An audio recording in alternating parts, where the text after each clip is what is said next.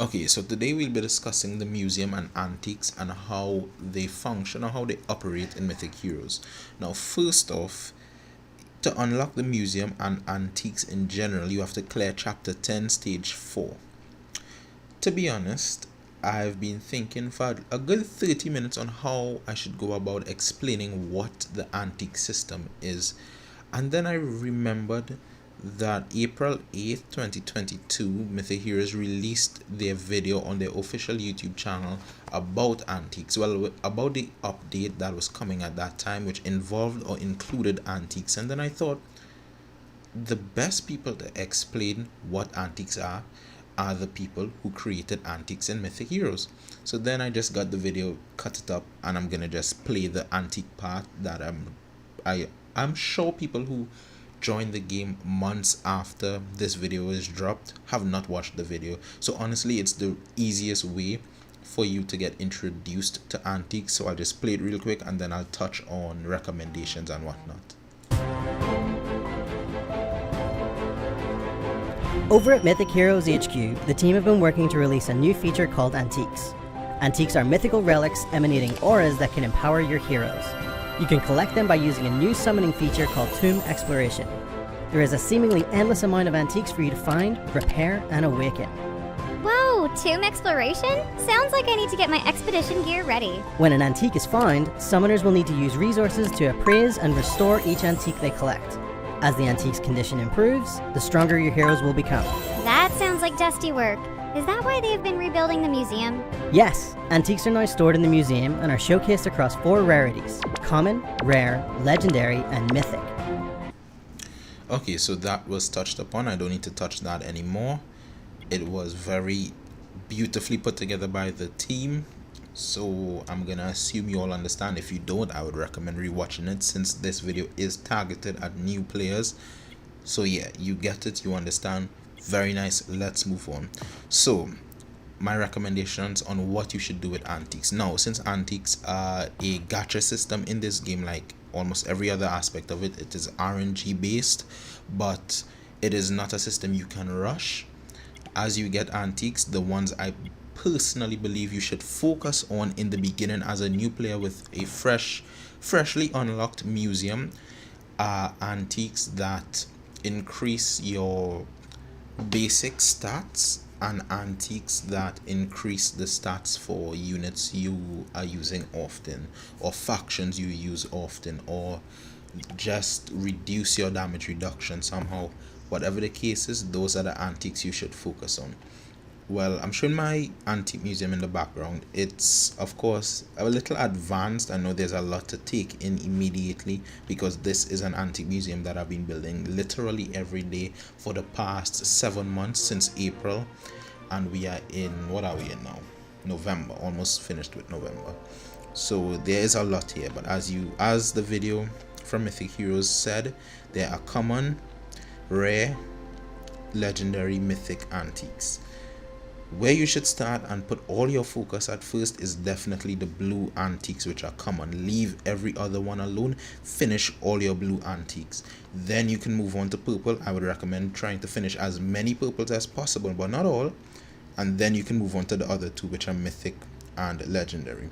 Granted, this is advice for free to play players or low spenders. If you're going to be a mid to high tier spender, then honestly, bro, do whatever the hell you want. You will more or less be successful, especially if you're a really high spender. Just enjoy your time. Trust, the game is very fun. But the other thing that you can do with antiques are awakening. Awakening is a system where you, what's the word, where you bring out your antiques full potential and it gives an extra stat boost. It's usually much better than if you were to level them up manually. Not manually, if you were to level them up gradually over time. It's a much bigger stat boost, and I would recommend the ones you target specifically should definitely be the, I believe it's called success rate. is it, yes, success rate restoration. Those are going to help you in the long run. Now when what I'm talking about is very early, like a month, maybe a month and a half into building your antiques in the museum. I think that's what you should focus, and this is my recommendation. This is not a go to follow rule. This is not gospel. This is not the Bible. No, this is my recommendation. After you finish doing that, what I would say is you need to focus on the antiques that will affect your team. So if you have a team full of mages, then you need to awaken mage antiques.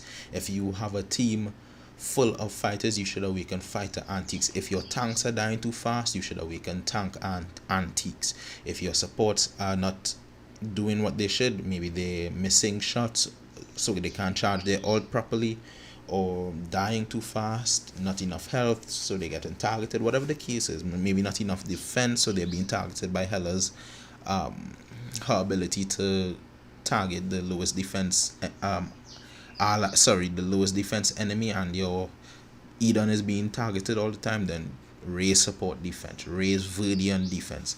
Those are the things you should focus on.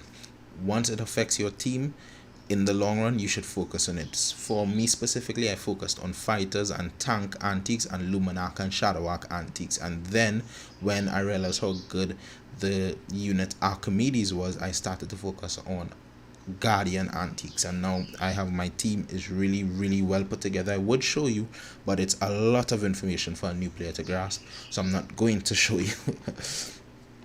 But yes, just awaken as many antiques as you can that will benefit your team. I'm not saying go crazy and always save up to awaken antiques, because to awaken is a good amount of saving for many weeks sometimes. I'm not saying only save to awaken. I'm saying awaken as much as possible. That will make your team better, because appraisals and restorations are not going to really constantly increase your team's base stats and make your team constantly better. And don't only focus on the stats you see at the front. Don't only focus on defense, damage, and whatnot. Focus on your dodge, focus on your accuracy, focus on your crit chance reduction, your crit chance in general, your crit damage. Focus on everything. Don't tunnel vision any singular stat or any singular antique. You will suffer. Please focus as much as possible. But honestly, that's pretty much it. There's not much else really to say. It's all honestly well put together by yours truly, to toot my own horn. But yes, summary I would say is summary I would say everyone should try to do what I said in the beginning, which is focus on the refining type antiques first. But at a certain point, what you build and awaken should depend on your team specifically that you are trying to make better. But that said, legendaries that boost reduce auto attacks, skill damage, and alt damage are probably great for late game, while flat stats are better early on. Yeah.